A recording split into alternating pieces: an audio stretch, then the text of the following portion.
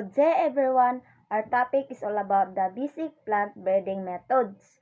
So, plant introduction is the essential step in plants breeding involving the transfer or plant genotype from their native or cultivated environment to a completely or new geographic area.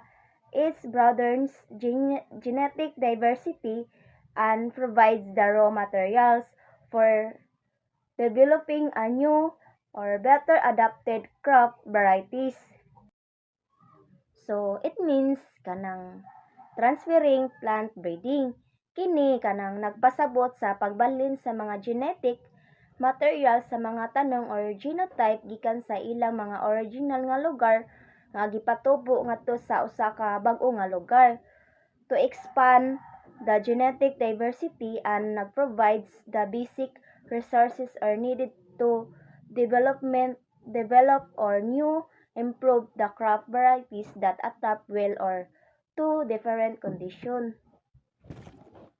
There are the types of plant introduction. First is the primary structure. The variety is the perfect to adapted to the new environment. So, the imported plants variety adapted fully and grow well in the new environment without needed to change or adjustment. So, dili na ta mag-adjust kay or wa na tay i-change kay tungod ang kani nga variety is kanang motubo ra siya, then no need to change na kay motubo ra siya. So, the next is the secondary structure. The introducing the variety is not immediately or suited for the new environment. So, kani nga variety kay nagkuan sila nga variety nga dili kaayo mo kanang adapt gani, dili kayo madali-dali og adapt, then nag-require pa siya or mag-require pa sa modification kay aron kanang nangkuti pa siya or daghan pa siya mga process para lang siya motubo.